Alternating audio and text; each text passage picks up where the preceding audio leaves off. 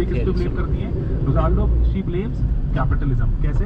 कि वो कह रहे हैं कि it is division between private domestic world which is the reason for women subordination. कहते हैं प्राइवेट वर्ल्ड की कुछ हमने आइडिया डाल दिया कि अंदर का काम बाहर का काम, उसके कारण ही सब प्रॉब्लम हुई। ये बोलते हैं कि एम्बूटी पिग्मीज ऑफ अफ्रीका, एक ट्राइबल कम्युनिटी है अफ्रीका की, यहाँ पर मेन विमेन बराबर काम बांटते हैं, तो इसीलिए सोसाइटी इगैलिटेरियन या फिर बराबर देखी गई। तो क्या बोलते हैं कि प्राइवेट स्फीयर एंड बाहर वाले काम को क्या बोला गया? Public sphere. पब्लिक वाले स्फीयर में मेल काम करेगा, प्राइवेट वाले में औरतें काम करेंगी। कहते प्राइवेट वाला जो है it is less than public, ठीक है जी, इज्जत कम है इसकी, अकॉर्डिंगली बेचारी उनका काम खराब हो गया। समझे? How she beliefs. और एग्जांपल, हर औरत का काम खराब हो चुका है। यही है समाज। देखो कि सारे मेल फीमेल बराबर काम करते हैं घर का, और समाज काफी बराबर है, इक्वालिटेरियन समाज है। सोशियोलॉजी पढ़ेगी ना, मजा आ जाएगा। पब्लिक प्राइवेट पूरा समाज को देख पाएंगे तुम। शायद औरतों की बहुत आसानी से तुमको समझ में भी आ रहा होगा। बहुत ही अच्छा पॉइंट ऑफ व्यू आ रहा है ना, कुछ हार्ड भी नहीं। फ्रेडरिक एंगल्स बस कुछ थिंकर है, उन लोग का नाम याद रखना। मार्क्स के सारी थ्योरीज पब्लिश किए हैं एंगल्स ने। अब एंगल्स क्या बोल रहे हैं कि मार्क्स की सबसे पहले अगर आप थ्योरी पढ़ेंगे, सबसे पहले मार्क्स बोलते हैं दुनिया में प्रिमिटिव कम्युनिज्म था, जब वॉन्डरर्स थे सभी लोग यहाँ वहाँ घूमते थे अकेले, तो वहाँ पर कहते जो वुमेन की पोजीशन हायर थी, चलो मान लेते हैं। तो कहते लेकिन जैसे जैसे सोसाइटी आगे बढ़ी, प्राइवेट प्रॉपर्टी का कॉन्सेप्ट आया, तो मैं आपको अगर क्विकली समझाऊं ये थ्योरी क्या बोलती है। वो बोलते हैं कि पहले लेट्स से दुनिया में सभी के सभी क्या थे? प्रॉमिस्कुअस थे। प्रॉमिस्कुअस मतलब कोई कभी भी किसी के साथ सेक्स कर रहा है, पता ही नहीं चलता कौन किसका बच्चा है, ठीक है, पेरेंट्स का पता लगाना मुश्किल हो जाता है। तो लेकिन कहते ग्रेजुअली हुआ क्या, समाज आगे बढ़ा, तो प्राइवेट प्रॉपर्टी आई। प्राइवेट प्रॉपर्टी मतलब किसी ने लेट्स से खेती बाड़ी शुरू करी, उसने एक्स्ट्रा खेती बाड़ी कर ली, तो उसके पास एक्स्ट्रा रिसोर्सेज हैं, एसेट्स ज्यादा हैं बाकियों से। एसेट्स बाकियों से अगर ज्यादा हैं तो इसका मतलब क्या हुआ कि अब तो अपनी लाइफ टाइम में तो यूज कर नहीं पाया, अब अपने बच्चों को देना चाहिए, प्राइवेट प्रॉपर्टी है। तो कहते हैं वहां पे प्राइवेट प्रॉपर्टी में पहली बार शुरू हुआ कॉन्सेप्ट कि मेरा जो असेट जो मैंने लाइफ में अपनी जनरेट किए हैं, कैसे मैं ढूंढूं, किसको दूं ये। तो उन्होंने सोचा कि अच्छा जिसके साथ मैंने प्रोक्रिएट किया था तो उसको जाके ढूंढना चाहिए मुझे, ठीक है। तो औरतों को ढूंढना शुरू किया, देन औरतें बनी प्राइवेट प्रॉपर्टी का पार्ट पहली बार। This is how Frederick Engels believe कि औरतें अपने प्राइवेट प्रॉपर्टी के पार्ट बनी, क्योंकि पता लगना शुरू हुआ कि अच्छा इनसे मेरे आगे बच्चे पैदा हुए थे तो सारा का सारी प्रॉपर्टी उनको जाएगी। तो वहां पर कहते हैं औरतों की कन्फाइनमेंट शुरू होती है, और प्राइवेट प्रॉपर्टी बढ़ती जाती है, औरतें और कन्फाइन होती जाती है, ठीक है। तो this is how he traces, and वो कह रहे हैं कि अकॉर्डिंगली जितना प्राइवेट प्रॉपर्टी का कॉन्सेप्ट स्ट्रॉन्ग रहेगा उतना ही औरतों की हालत खराब रहेगी, ठीक है जी। तो ठीक है, अब ये आगे देखते हैं। लेकिन ना he is not very critical of capitalism exploiting women. क्या बोल रहे हो? ही बिलीव दैट कैपिटलिस्ट सोसाइटी, कहते कैपिटलिस्ट सोसाइटी में बहुत सारे इश्यूज हैं, लेकिन कहते स्टिल इसने औरतों को काम करने का एक जरिया प्रोवाइड किया है। थोड़ा सा कैपिटलिज्म को उसके दर्द से निजात दिला रहे कि कैपिटलिज्म ने इतना बुरा भी नहीं किया, शायद औरतों को काम करने का एक जरिया प्रोवाइड किया। देन लेकिन स्टिल वो बोलते हैं कि जो जितनी भी ये जो कैपिटलिस्ट जो जितनी मेल हैं उनकी जो वाइफ्स हैं, बुर्जुआसी विमेन बोलते हैं, वो कहते हैं अभी भी वो मेल कंट्रोल के गुलाम है, अभी भी मेल कंट्रोल के अंदर ही रहती हैं। तो एंगल्स का आइडिया। देन रॉबिन फॉक्स आएंगे हमारे पास। रॉबिन फॉक्स अभी हम यहाँ नहीं पढ़ेंगे, फैमिली के चैप्टर में पढ़ेंगे। रॉबिन फॉक्स बस सिंपली बड़े ही लॉजिकली प्रूव करते हैं कि पेट्रियार्की क्यों लॉजिकल सिस्टम है, मेट्रियार्की एग्जिस्ट नहीं कर सकती, ठीक है जी।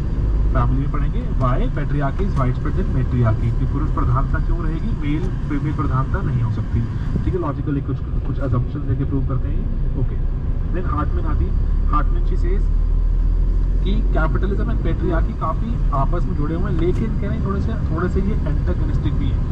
कैपिटलिज्म पेट्रियार्की के साथ साथ नहीं चलता, ठीक है जी, क्योंकि कह रहे हैं कि जो मेन या मेल के जो आइडियाज हैं वो कैपिटलिस्ट के आइडिया से नहीं मेल खाते। मेल चाहते हैं कि औरतें घर में कन्फाइन रहें, कैपिटलिस्ट चाहता है औरतें बाहर निकले, सस्ते में काम करें। वो कह रहे हैं हार्टमैन का ही आइडिया, ठीक है जी। तो आपने इसमें ना वेरियस आइडियाज, वेरियस थिंग्स अपने नाम लिख के लिखते रहो, कोई ऐसा सोचता है वैसा सोचता है, ठीक है। और वैसे पीछे वाला कोई बोल रहा है कि कैपिटलिज्म औरतों को एक्सप्लॉइट करता है, तो यहाँ पे क्या बोल रहा है कि नहीं, कैपिटलिज्म औरतों को एक्सप्लॉइट करने से रोक रहा है, क्योंकि मेल चाहते हैं एक्सप्लॉइट करना, XYZ ABC, इसलिए आपको अपनी बात प्रूव करनी है। फॉर एग्जाम्पल कैपिटलिस्ट में want them to work at low wages but men में want them to be at home, ठीक है जी। घर पे रोटियां पकाएं औरतें, ऐसा मेन मानते हैं। कैपिटलिस्ट नहीं चाहता बाहर आए, सस्ते में काम करें, ठीक है। तो इसलिए हार्टमैन शी बिलीव्स कि कैपिटलिज्म एंड मेन थोड़ा ऑपोजिट रोल में काम करते हैं। देन सिल्विया वेल्बी, भाई ये तो आप नाम जपना शुरू कर दो, one of the most important thinker Sylvia Welby ना, come not only women's perspective लेकिन क्रिटिकल थिंकर।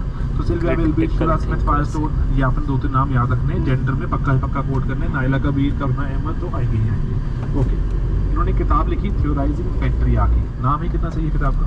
एंड देन वो बोल रहे हैं कि patriarchy is indispensable for an analysis of gender inequality. कहते जेंडर की बात करोगे, पैट्रियार्की की बात नहीं करोगे तो हो ही नहीं सकता। ठीक है जी, तो आगे वो कह रहे हैं कि 6 पैट्रियार्कल स्ट्रक्चर बताएंगे, 6 पैट्रियार्कल स्ट्रक्चर जिसके कारण मेन इकोनॉमी विमेन पर बनी रहती है। City drive mode activated. ठीक है जी, पेड वर्क नहीं ऐसा तो नहीं है, लेकिन पेड वर्क है उसमें मेल ने डोमिनेट कर स्पोर्ट्स में थोड़ा सा होता है ज़्यादा। दूसरा अटैचिंग ब्यूटी, अभी माइलेज तो नहीं गिरा है। वही फीमेल्स को दिमाग में कहते आइडिया डाल दिया कि आपको सुंदर दिखना है, कहते अपना बहुत सारा टाइम वो सुंदर दिखने में ही बिता देती हैं। Attaching beauty with females, male पे ऐसा कुछ नहीं हुआ। अब समझे? तो देखो ये बदल रहा है, ब्यूटीफुल, बहुत सारे ये लाइन सुनी जिनमें टू लुक ब्यूटीफुल, लड़कियों के साथ ब्यूटी को अटैच कर दिया गया, वो जिंदगी भर अब खुश सेक्सुअलिटी खूबसूरत रहने में सेक्सुअल लाइफ अपना जिंदगी दे देती है, कंट्रोल करने की ट्राई करती है सोसाइटी, ताकि हम लोग जो बड़ा लोग हैं वो राज कर सके। उसको नेगेटिवली ट्रीट किया जाएगा समाज में, ये था असली मकसद। And then violence multiple level बड़ा खेल ये है, मेंटल वायलेंस, फिजिकल वायलेंस तो है ही, साइकोलॉजिकल वायलेंस। ठीक है, एंड देन स्टेट वही खेल है, वो सोसाइटी का स्ट्रक्चर है, वैसे ही बनाया गया है। नहीं तो लड़की लोग फिर लीडिंग रोल में आ जाएगी, काम करो, समझी, रूल करेगी, और वो लड़का लोग को बर्दाश्त नहीं होगा, तो उन लोगों को बोला खूबसूरत रहो तुम लोग, प्राइवेट स्पेस का तो समझी, एंड देन सुंदर दिखो। रिलेशंस विद इन हाउसहोल्ड, कह रहे हाउसहोल्ड में पैट्रियार्की एनालाइज करो कि हाउसहोल्ड में भी पैट्रियार्कल रिलेशन ऐसे होते हैं कि मेल को बहुत ज्यादा एक्स्ट्रा मिलेगा, खाना एक्स्ट्रा मिलेगा, आराम एक्स्ट्रा मिलेगा। ठीक है, तो इसीलिए बोल रहे हैं कि मल्टीपल लेवल पे पैट्रियार्की काम करती है कि paid work, beauty with females, sexuality का कंट्रोल, वायलेंस कौन सा, फिजिकल एंड साइकोलॉजिकल, स्टेट ने सेफ्टी प्रोवाइड नहीं करी, and relations within household. ठीक है जी, within household again male को जनरली ज्यादा ऐश और खाना, जबकि फीमेल को नहीं।